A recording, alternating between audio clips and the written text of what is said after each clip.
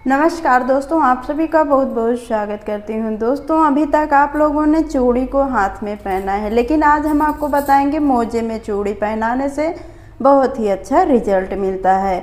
मोजे में चूड़ी क्यों पहनाया जाता है, आज हम आपको इस वीडियो में पूरा अच्छे तरीके से जानकारी देंगे। तो चलिए हम ज़्यादा बातें ना करते हुए वीडियो की शुरुआत करते हैं। दोस्तों, आज हम आप सभी लोगों के साथ थोड़ा सा कुछ छोटे छोटे टिप्स शेयर करेंगे।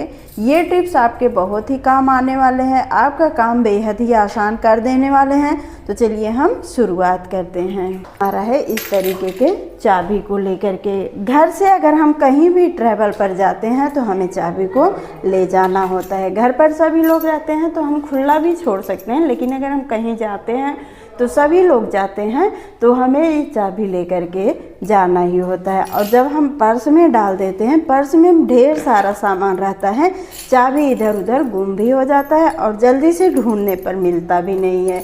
तो चाबी गुम ना हो, इसके लिए आज हम आपको एक छोटा सा टिप्स बताएंगे। इस टिप्स द्वारा आप बहुत ही आसानी से चाबी को कैरी करके ले जा सकते हैं और आपकी चाबी बिल्कुल भी गुम नहीं होगी, आप बहुत ही आसानी से इसे पा जाएंगे। इसके लिए आपको लेना है एक सेफ्टी पिन और सेफ्टी पिन में इस तरीके से चाबी को फंसा देना है। और उसके बाद पर्स के अंदर में अगर चैन है तो चैन में, नहीं तो ऐसे ही पर्स में कहीं पर भी आप फंसा देंगे तो ये चाबी आपका इसी में पड़ा रहेगा और बहुत ही आसानी से आपको जब भी ज़रूरत हो आसानी से निकाल सकते हैं। तो दोस्तों, ये रहा ना कमाल का आइडिया। आई होप कि आपको यह टिप्स भी पसंद आया होगा। अगला टिप्स हमारा है इस तरीके के मोबाइल फ़ोन को लेकर के। दोस्तों, जब भी हम किचन में कोई रेसिपी बनाते हैं या फिर कोई भी काम करते हैं तो कभी कभी हम सोचते हैं कि मोबाइल को चला करके हम कुछ देखते रहें। तो अगर हम किचन टैप पर इस तरीके से रखते हैं तो मोबाइल हमारा गिर जाता है, ऐसे फिसल करके गिर जाता है। इससे हमारा भारी नुकसान भी हो सकता है। अगर मोबाइल गिरेगा तो ये टूट भी सकती है और फूट भी सकती है। ये फूटे ना, ये टूटे ना, इसके लिए हम आपको छोटा सा टिप्स बताएंगे। इस टिप्स द्वारा बहुत ही आसानी से आप मोबाइल को रख करके आसानी से चला सकते हैं। आपका मोबाइल बिल्कुल नहीं गिरेगा। दोस्तों, आपको लेना है इस तरीके का सेलो टेप। सेलो टेप तो सभी के घरों में होता है, तो इसे आपको ले लेना है और इसमें मोबाइल को ऐसे फंसा देना है। जब आप मोबाइल फंसा देंगे तो इसको आप ऐसे चलाइए, अब ये बिल्कुल नहीं गिरेगा। आप बहुत ही आसानी से इसे चला सकते हैं, ये काउंटर टैप पर नहीं गिरेगा। आई होप कि आपको यह आइडिया भी पसंद आया होगा। आइडिया पसंद आया हो तो एक लाइक जरूर करें। चलिए हम देख लेते हैं चूड़ी वाला टिप्स। दोस्तों, इस तरीके के भारी भारी चूड़ियाँ होती हैं जिसमें नग लगे होते हैं। ये तो हमने सिंपल लिया है, लेकिन आप सभी लोगों के पास सारे कंगन होते हैं, उसमें नग लगे होते हैं। तो अगर हम ऐसे ही इसे रख देते हैं तो ये हमारी चूड़ियों का नग पूरा गिर जाता है और अच्छे से इसे हम स्टोर नहीं कर सकते हैं। स्टोर करने के लिए हमें चूड़ी केस की भी ज़रूरत होती है। तो आज हम आपको इस वीडियो में बताएंगे, आपको चूड़ी केस की बिल्कुल ज़रूरत नहीं होगी।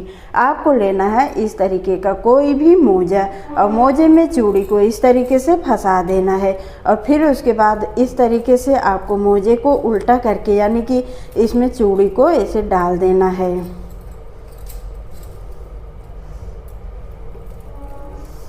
इस तरीके से जब आप रखेंगे ना तो आपकी चूड़ी बिल्कुल नहीं खराब होगी, इसमें का नग बिल्कुल नहीं गिरेगा।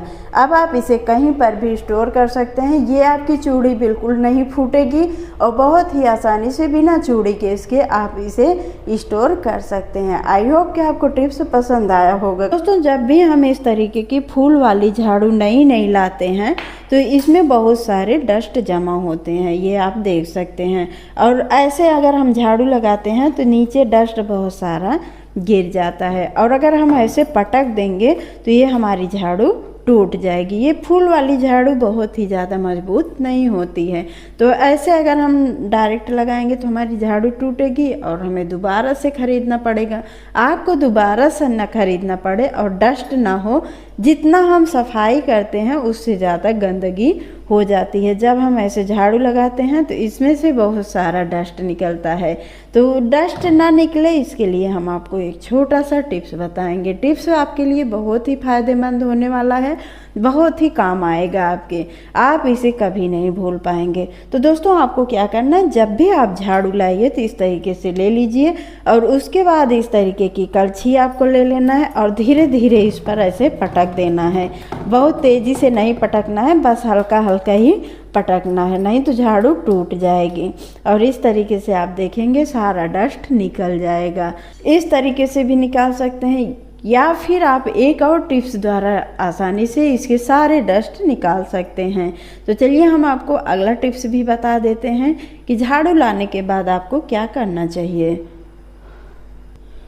तो आपको लेना है एक कंघी, कोई भी कंघी आपको ले लेना है। आपके घर में बहुत सारी कंघी पड़ी होंगी और इस तरीके से जैसे आप बाल झाड़ते हैं कुछ उसी तरीके से धीरे धीरे आपको इसे ऐसे बालों की तरह झाड़ देना है। आप थोड़ी देर में देखेंगे नीचे बहुत सारा डस्ट निकलेगा। तो आप इस तरीके से झाड़ू से सारे डस्ट निकाल सकते हैं।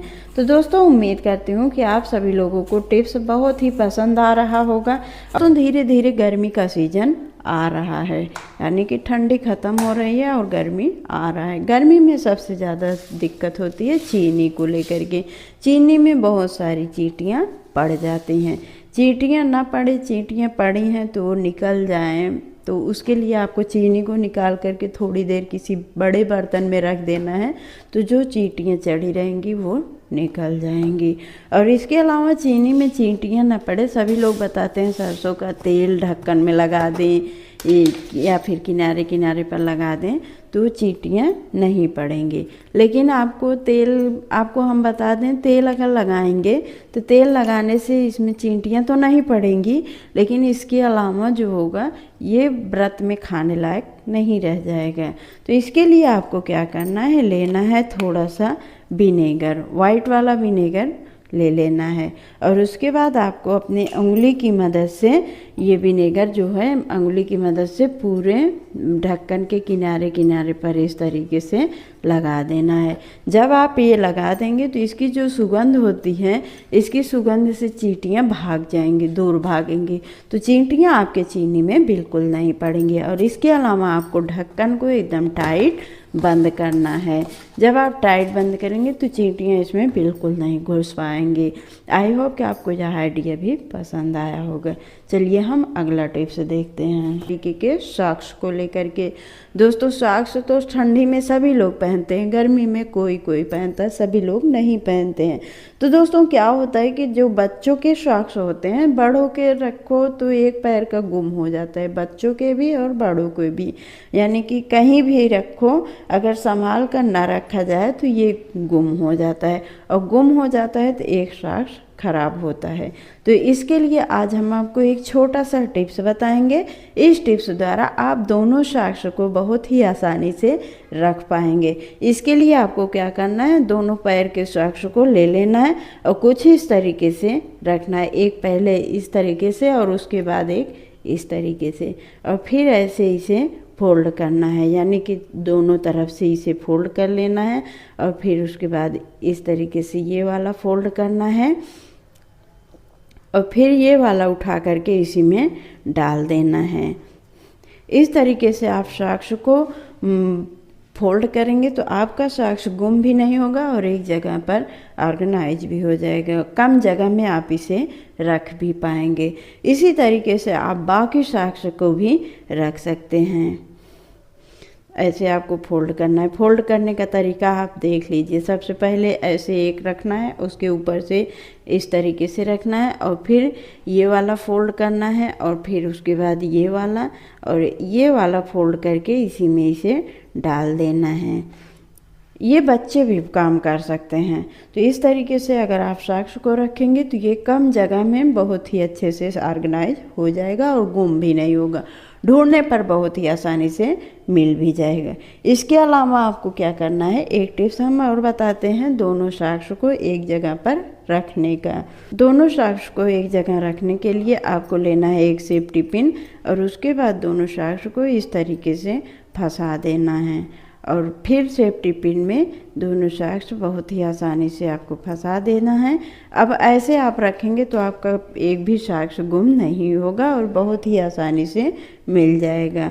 बच्चों के सॉक्स बहुत ही जल्दी गुम हो जाते हैं क्योंकि वो छोटे होते हैं, ढेर कपड़ों में वो गुम हो जाते हैं, इसलिए आप इस तरीके से इस टिप्स को ज़रूर फॉलो करें। तो दोस्तों, सॉक्स को फोल्ड करने का तरीका आपको कैसा लगा कमेंट में ज़रूर बताइए।